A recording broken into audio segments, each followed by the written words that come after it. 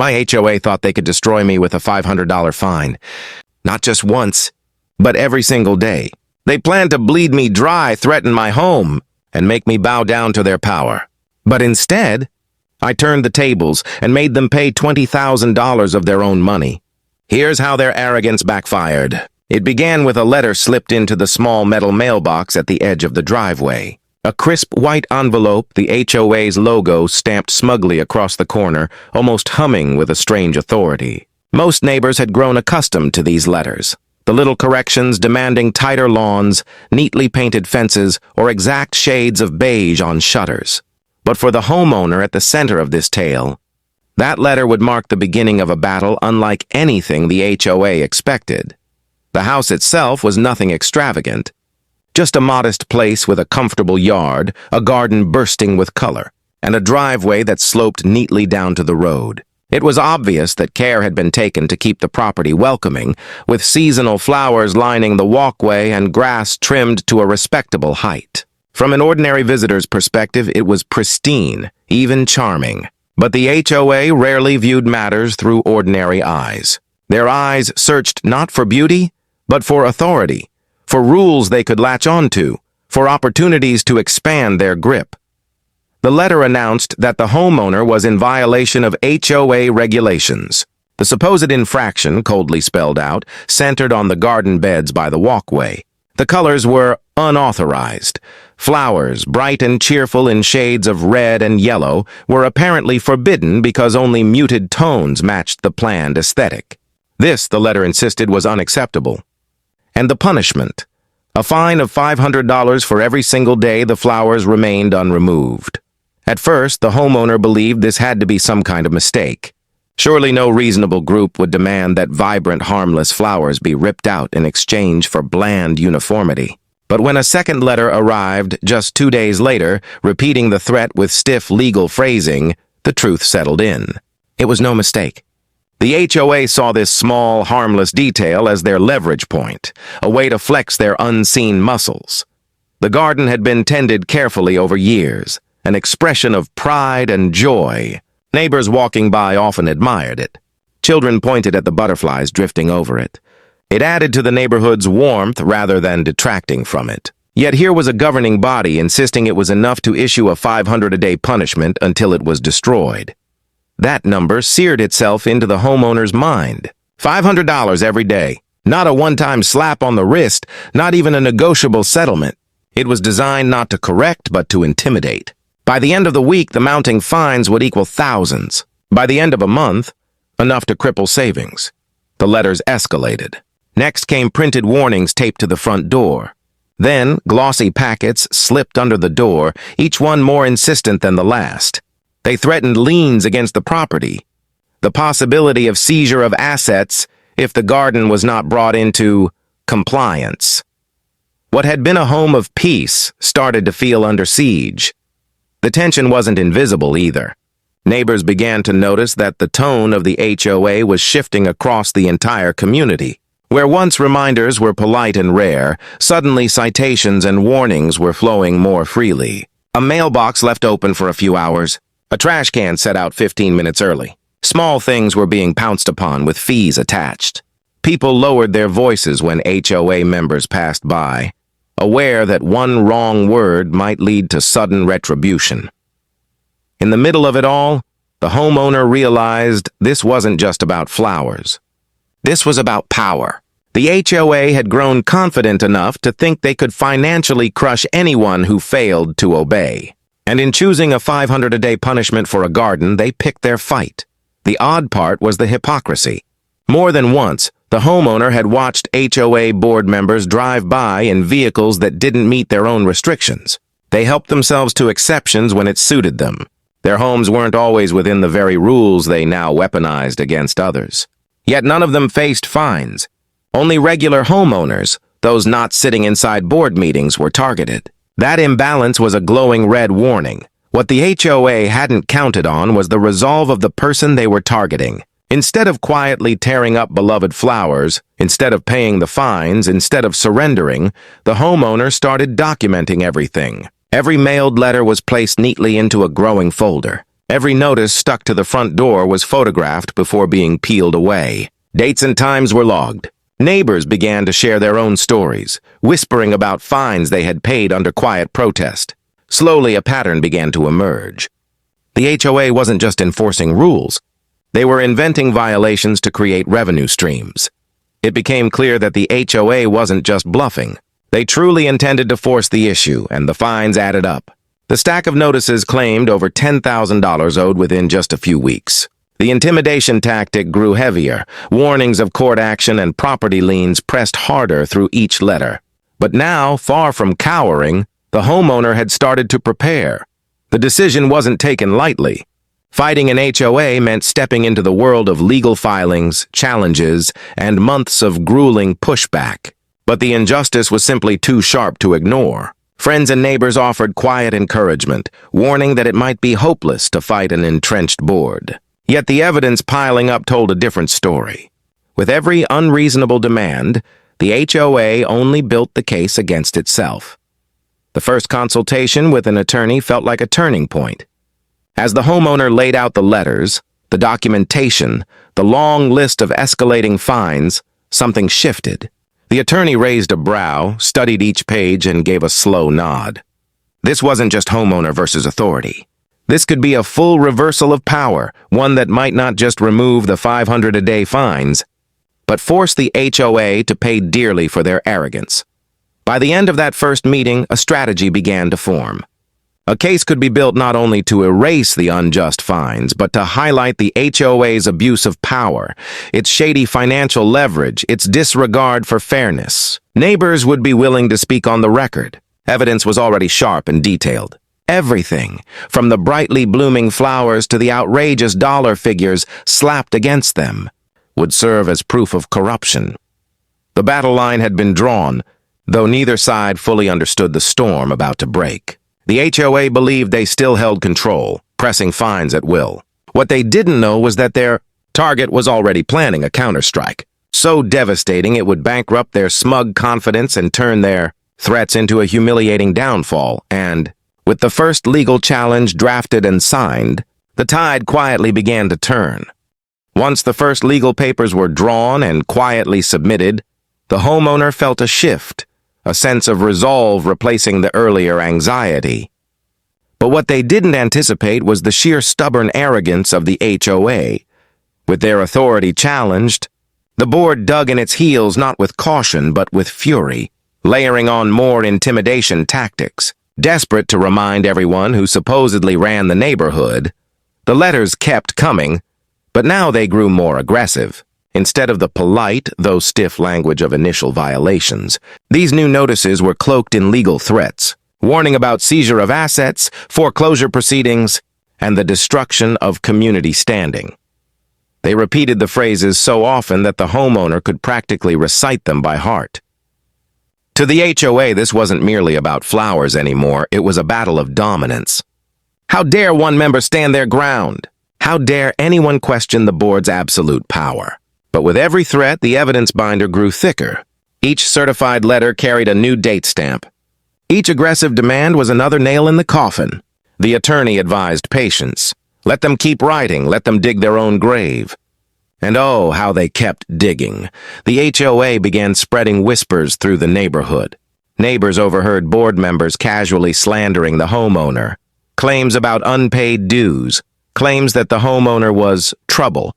Even insinuations that the property was in jeopardy. These rumors were meant to isolate the homeowner, to make them feel cornered by community disapproval. But strangely, the effort backfired. Curious neighbors began to ask questions. Eyebrows rose at the absurdity of punishing someone over flowers when other infractions, far more obvious, were conveniently ignored.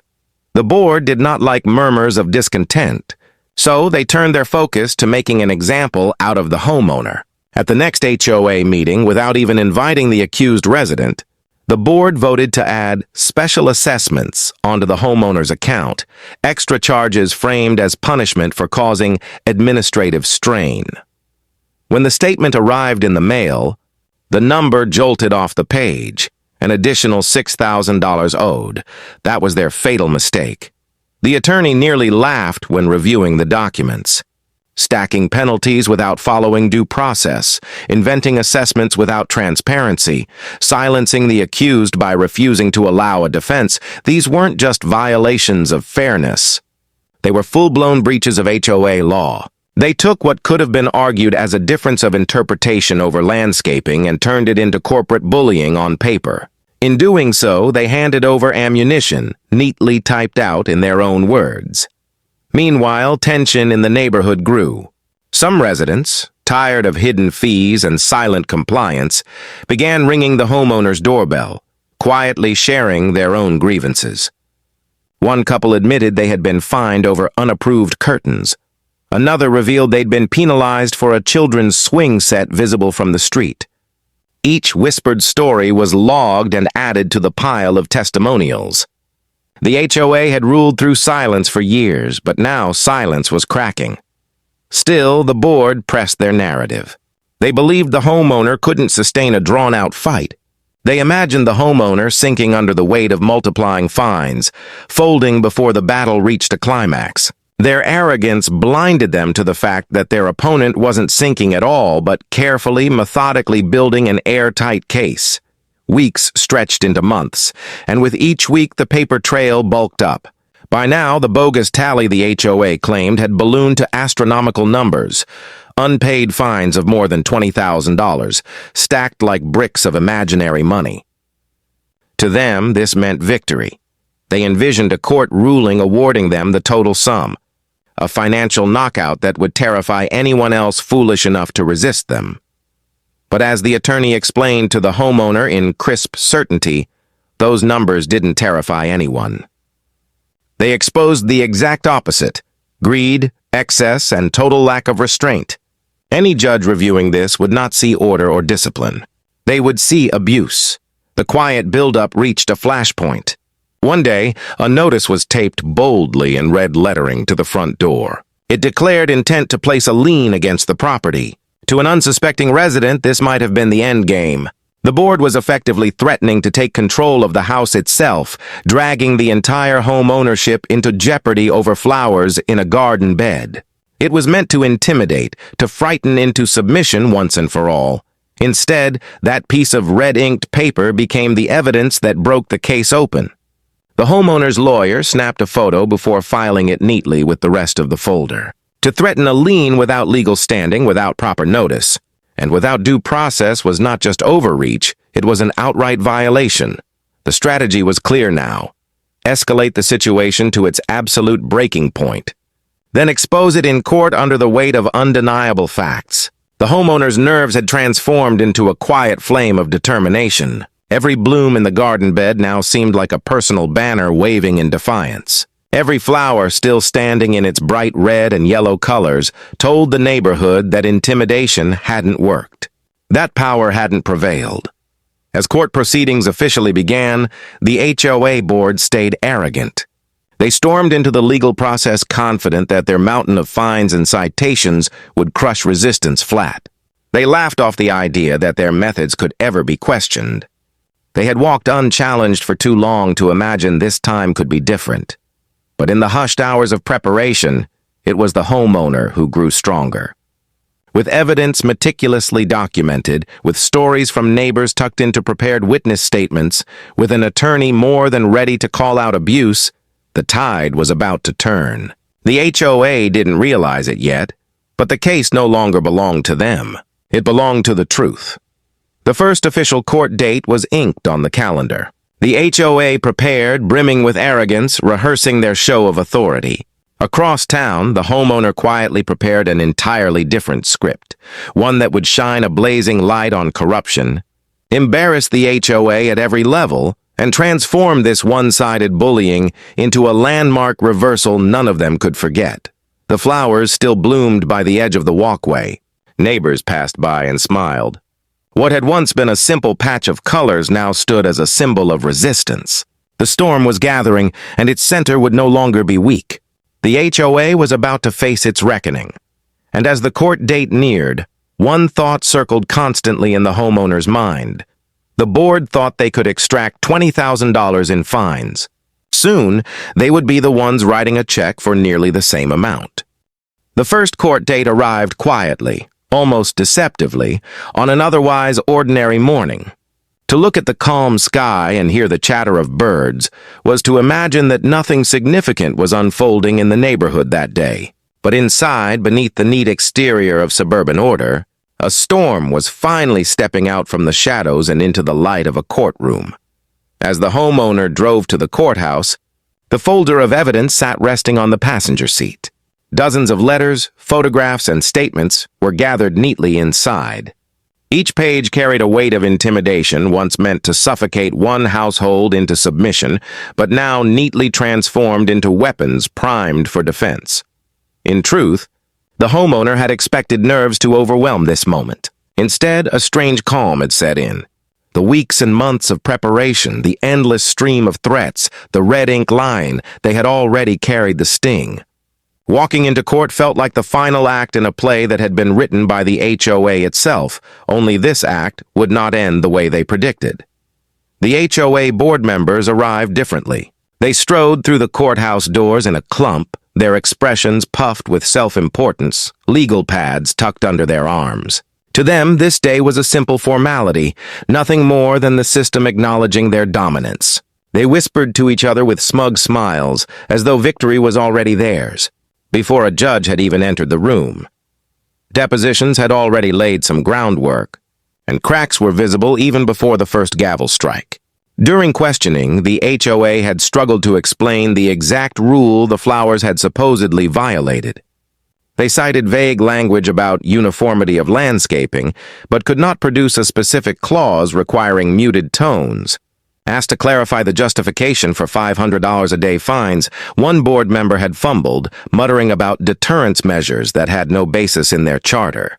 Each vague answer became a seed planted for later growth. In court, the case unfolded with methodical rhythm.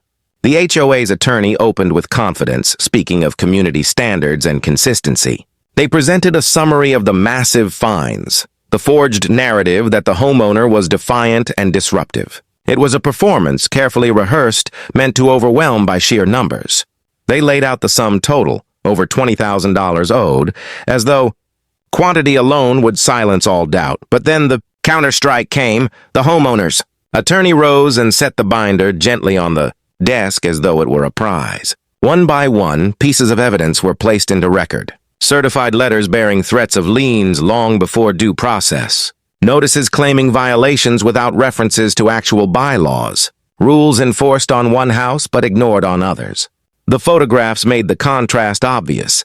Neighbors with similar flowers left untouched, homeowners with far greater deviations quietly ignored when sitting on the board itself.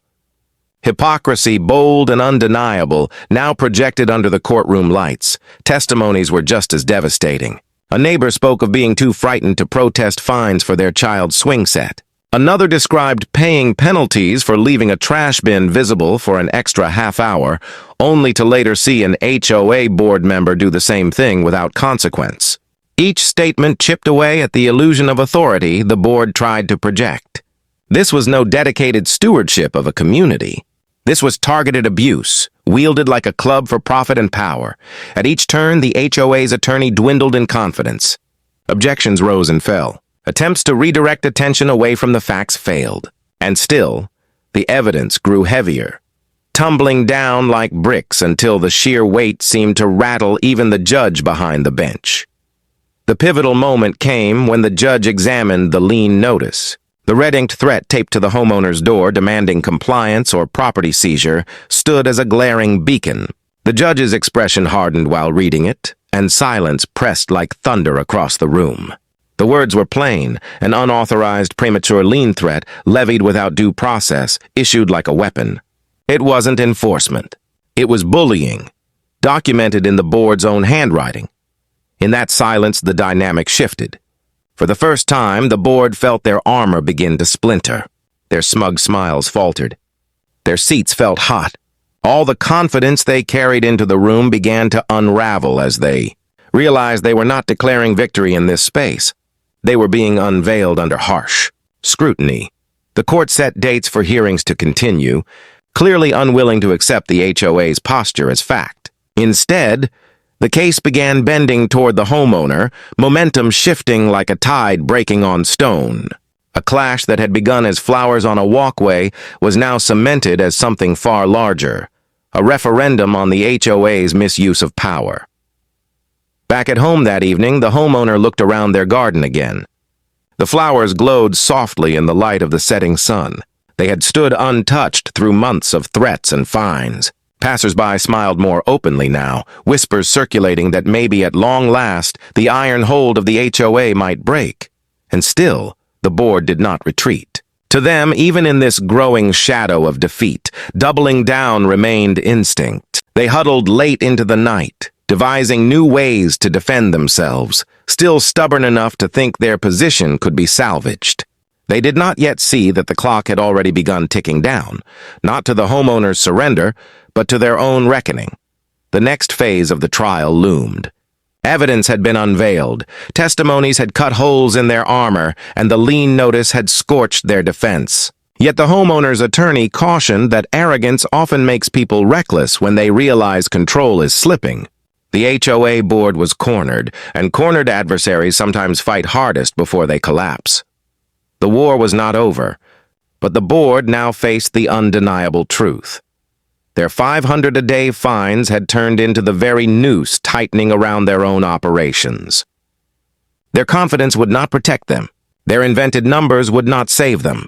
For the first time, the imbalance of power was tilting, and the crowd that once whispered in fear was beginning to murmur something new. Hope. The first shots in the arena had been fired. The battle was underway. And deep down, beneath their desperate boasting, the HOA knew this: defeat was coming. The aftermath of the first hearings rippled through the neighborhood like shockwaves. What had begun as whispers sharing private frustrations was now spoken more openly at sidewalk corners and kitchen tables. The community had quietly lived under the thumb of the board for years, grumbling but rarely resisting. Now, with court documents dragging their tactics into the light, restraint dissolved. Homeowners old and new compared stories. Some had paid hundreds for violations as trivial as the placement of garden tools. Others admitted they'd covered their windows with heavy drapes, not by choice, but out of exhaustion after receiving one too many notices about visible clutter. For every rule they upheld, another went unenforced, unless, of course, the offender served on the board. That hypocrisy suddenly seemed glaring, impossible to ignore. The HOA, however, didn't retreat. Instead, they tried to save face. A lengthy newsletter appeared in every mailbox a week after the first court date, boasting about their dedication to community aesthetics, sprinkled with hints that lawsuits risked the stability of everyone's property values.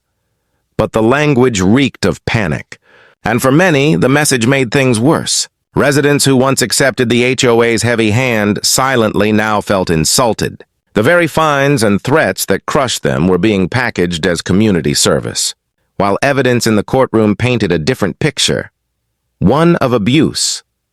The homeowner at the center of it all continued documenting attentively.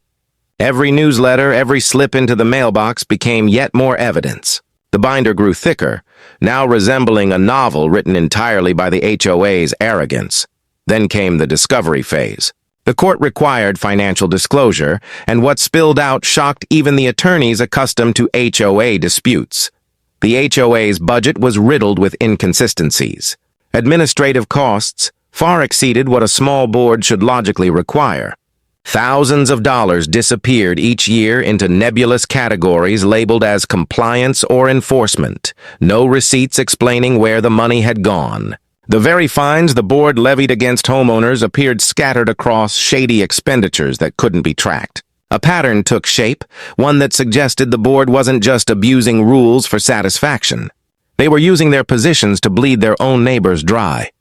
Meeting transcripts, reluctantly turned over under subpoena, revealed even more. In recordings and notes, board members laughed about infractions, mocked homeowners who paid fines without complaint, and strategized which households might be easiest to squeeze next. What had once been suspicion now took form in undeniable records. The board had cared less about uniform lawns and neat shutters, and far more about filling slush funds with money funneled from fear. The courtroom absorbed this evidence like dry earth drinking rain. The attorney presented it carefully, pacing each detail so the story built brick by damning brick. By the time financial papers were displayed, the picture was impossible to dismiss. Threatened liens weren't just overreach. They had become the mechanism by which neighbors were drained of their savings. Meanwhile, in the neighborhood, rebellion stirred. People began showing support in small but symbolic ways. Neighbors walked by the contested garden and gave quiet waves or nods. Others kept their gardens untamed just a little longer, a subtle resistance against rules they once obeyed. Each act carried an undertone. If one household could stand up and win, perhaps they could all reclaim some freedom from the vice that had clamped down for too long. The HOA board was not blind to this shift.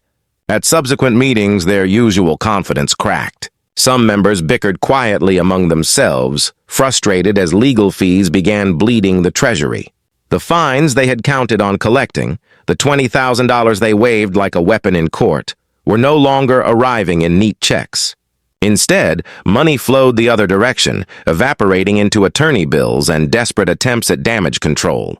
For the first time, the HOA's financial survival wavered. Still, they remained too arrogant to step back. Blinded by years of unchecked power, they could not believe their authority might collapse. To surrender would mean admitting their rules were hollow. To apologize would mean unraveling their grip entirely. So they pressed onward, doubling their hiring of legal counsel, hoping sheer force of representation could salvage their image against the mountain of evidence. That strategy backfired. The more they fought, the deeper the revelations cut.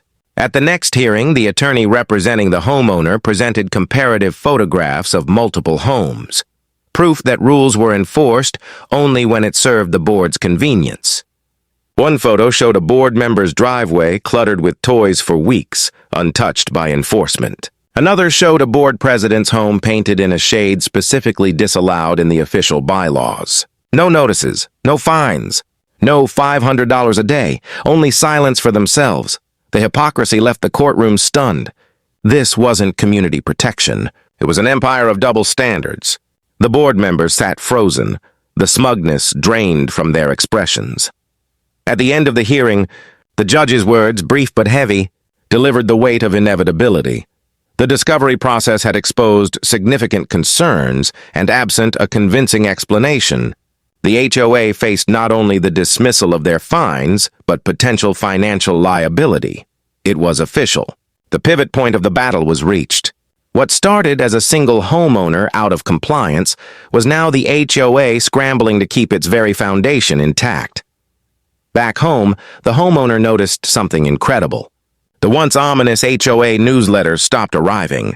The stream of threats had gone dry. No more red-inked papers were taped to the door. Silence stretched across the street. Not the silence of intimidation anymore, but of retreat. Yet silence didn't mean safety. The legal battle continued, and the HOA may have been frightened, but frightened adversaries often grew reckless. Years of arrogance twisted them into believing they still had one last trump card to play, some maneuver that might save them from collapse. But deep down, the homeowner understood the truth. The foundation was cracking. The board was not the giant it pretended to be. It was hollow, bloated with arrogance, and now collapsing under its own greed. The trial was still in progress, but the outcome had already shifted. Each chapter of their reign was being read aloud in court, each line exposing them further. Across town, the next hearing date loomed larger than ever. This one would not simply present evidence. It would decide fault, damages, and responsibility. The number that the HOA had flung like a sword into the air, $20,000 owed by the homeowner, was about to come crashing down upon them as the price of their own arrogance. The garden flowers swayed gently that evening, colors bright as fire against the manicured streets. They had once been a target. Now they stood as symbols. To the neighbors, to the homeowner, and soon to the court. Those blooms said what words could not. The fight was being won. And the next battle was set to determine not just if the fines were erased, but if justice would turn the balance fully against the HOA, forcing them to pay the exact sum they had once dared to demand. The day of the decisive hearing carried with it an atmosphere unlike the earlier proceedings. It no longer felt like a quiet dispute over neighborhood flowers. This time, it resembled a full investigation into authority abused, finances manipulated, and neighbors betrayed. By now, word had spread well beyond the neighborhood cul-de-sacs. Residents from across town slipped quietly into the courtroom, murmuring as they found seats in the gallery. They had heard the rumor. The once untouchable HOA board was on the verge of collapse. Some came out of curiosity, others out of solidarity, each wanting to witness the moment when arrogance, dressed up as rules, might finally be dismantled. The board members arrived subdued, though still draped in the false air of confidence. They carried folders and wore dark suits, hoping appearance might mask the cracks spreading beneath their surface. But even as they tried to carry themselves tall, it was clear their posture had changed. Months before, they walked into the courthouse smirking. Now they shuffled in with eyes darting toward the gallery full of spectators. The judge entered, calm but commanding, and the air thickened.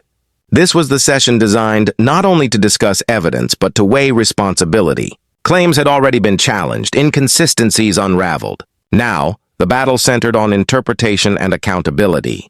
The HOA's attorney made a final attempt at narrative control. They spoke of the need for rules, structure, and fairness in shared spaces. They painted the homeowner as reckless, resisting guidelines out of ego. They spoke of the garden's unauthorized colors, as though they were scandalous violations, threatening the entire aesthetic of the neighborhood. Their voice carried the practiced weight of authority, but there was hollowness in the tone. For all their words, nothing disguised the fact that the bylaws themselves contained no clause forbidding colors, no regulation demanding the destruction of red and yellow blooms. The judge listened patiently, nodding with professional detachment before turning toward the homeowner's side. This was the moment. The attorney stood, calm but firm, and began the slow, deliberate unrolling of facts. Letters written with intimidation, photographs proving selective enforcement, testimonies exposing abuse, newsletters designed to shame. Piece by piece, each document was laid before the judge like stepping stones on the path toward truth. The red ink lien notice drew the sharpest reaction. The judge's eyes scanned the page for several long minutes, lips pursed in silence.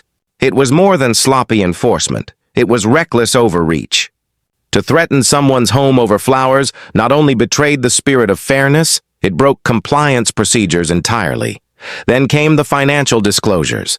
Page after page revealed irregularities that painted the board less like community caretakers and more like financial opportunists.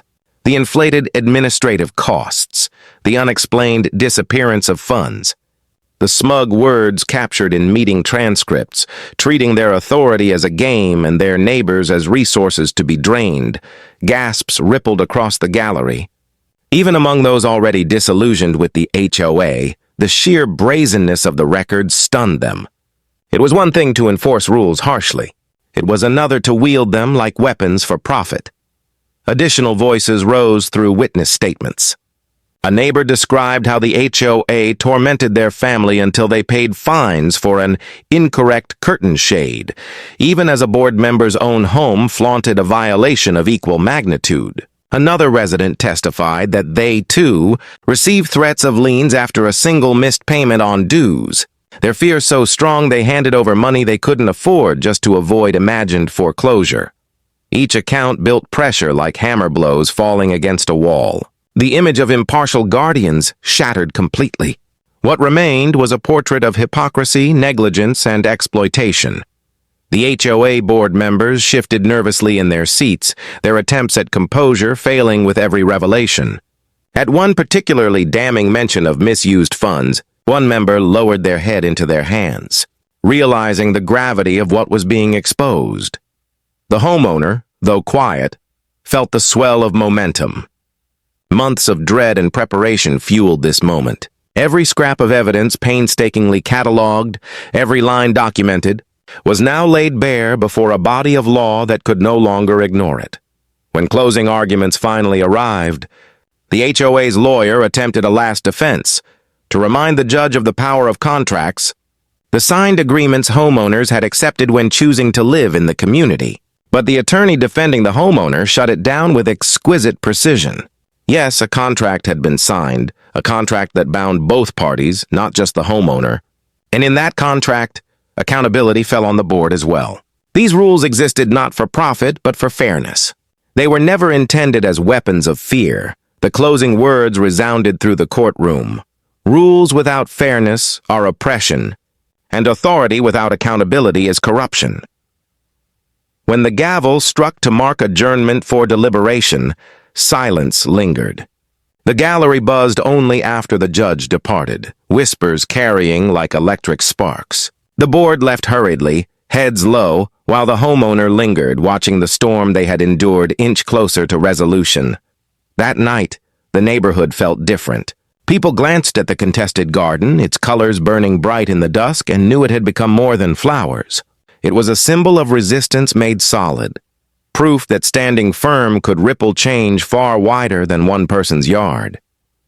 The judge's decision loomed, but inside the courtroom, the outcome already seemed inevitable. The evidence was overwhelming, the narrative undeniable. The only remaining question was not whether the HOA would lose, but how severe their punishment would be. The board had chased a $20,000 payout. Now they found themselves perched precariously on the edge of paying the exact same amount. A tragic irony scripted not by fate, but by their own arrogance. The foundation of their power had cracked. Soon, Chapter 6 would decide if it collapsed entirely. Days after the closing arguments, the community lived in nervous expectation. The courthouse decision had not yet been released, but in the quiet streets of the neighborhood, conversations carried a different tone. Where once whispers of fear dominated, people now spoke of anticipation. From porches and driveways, residents remarked on the battle unfolding, as if waiting for a storm to break. The contested garden, bright and defiant as ever, now stood like a public monument to perseverance. When the official ruling finally emerged, it was read aloud in a hushed courtroom. The HOA board members shuffled in, their confident veneer all but dissolved. Their attorney clutched papers with trembling fingers, the weight of their overreach pressing down. Across the aisle, the homeowner sat still, the evidence binder resting at their side, its usefulness nearly complete. Months of stress compressed into this single moment, where justice at last would be measured. The judge's voice was steady. They began with a careful summary. The HOA's claim of violations, their justification for escalating fines, and their pursuit of liens and penalties totaling more than $20,000. With clinical calm, the judge noted that rules exist to ensure fairness, not to weaponize authority. And in this case, the HOA had strayed far past fairness into deliberate intimidation. The red ink lien, the judge declared, was issued unlawfully. The $500 fine represented not only a misinterpretation of the bylaws, but a blatant disregard for proportionality. The discovery of selective enforcement and financial irregularities further eroded the HOA's claims, leaving only a collapsing shell of justification. The words landed like hammer strikes. All fines and penalties issued against the homeowner were nullified. Every cent the board claimed as owed vanished in an instant. But the judgment did not end there. The court recognized the intimidation, the undue stress, and the misuse of power. It acknowledged testimony from neighbors who had suffered under similar abuse. And in an iron stroke of justice, the judge ordered the HOA to compensate the homeowner for damages, legal costs, and emotional distress. The total, $20,000. The irony of the number did not need explanation. The very sum the board had waved like a weapon now carved itself into their punishment. They sought to bleed a resident dry with fabricated violations. Instead, they would drain their own treasury to pay restitution. Gasps filled the courtroom. Some broke into quiet laughter, unable to resist the delicious balance of fate. The board members sat frozen, shame hardening their expressions, though one looked ready to weep. For years they had ruled unchecked, confident in their authority, mocking those who dared complain. And yet now, in a single judgment, their reign was fractured. The homeowner felt the weight lift instantly. It wasn't merely about the money, though the $20,000 signified concrete victory. It was about vindication, about standing firm under pressure designed to crush and realizing that arrogance, no matter how deeply rooted, can wither under the light of truth. Back in the neighborhood, change swept quickly. Word spread like wildfire, faster than any newsletter the board had ever stuffed into mailboxes. People spoke on sidewalks, leaned over fences, and gathered at dinner tables with renewed boldness.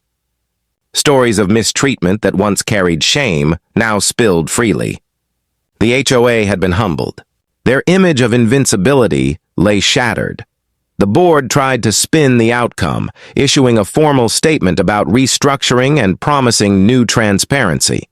But the damage was irreversible. Attendance at HOA meetings surged, filled with residents no longer afraid to raise their voices. Demands for resignations echoed until multiple board members stepped down. For the first time in years, the community began reshaping itself around fairness rather than fear. The homeowner, now recognized as the neighbor who stood against the storm, found themselves approached often. People who had stayed silent offered thanks. Parents who once worried about their children leaving bikes in the driveway now shared relieved smiles. Even the garden itself drew new admiration, its blooms unchanged, yet now carrying the aura of triumph. In quiet moments, reflection settled. It would have been easier to capitulate, to rip the flowers from the soil and surrender to unjust authority. But in refusing, in facing months of pressure and doubt, the homeowner had turned the tables entirely. The board had thought themselves untouchable, sharpening rules into weapons. They hadn't realized those same weapons could wound them more deeply when truth exposed their abuse. The $20,000 compensation did more than cover legal bills. It symbolized reversal, humiliation, and warning to any authority tempted to repeat such overreach. It marked the end of an era defined by intimidation. And for the homeowner, it restored something far greater than money: peace. Weeks later, the garden bloomed even brighter. The flowers, once described as illegal intrusions into uniformity, now seemed like banners of victory. Children stopped to pick petals. Neighbors lingered to admire them. Where the HOA saw threats, the community now saw beauty. The story of the $500-a-day fines had already begun spreading beyond the immediate streets, told online and whispered in coffee shops miles away. Each retelling carried the same punchline. They tried to extract $20,000 and ended up paying it instead. And in that final symmetry, the battle closed. The aggressive letters, the smug meetings, the threats taped to the door, all lost their sting. They remained only as pages in a binder, relics of arrogance undone. In the end, the neighborhood stood freer, brighter, and perhaps wiser. The board had learned the cost of unchecked power. The community had learned the value of resistance. And for the homeowner, each step down the walkway past the still-blooming garden carried a quiet, undeniable truth. They had fought, and they had won.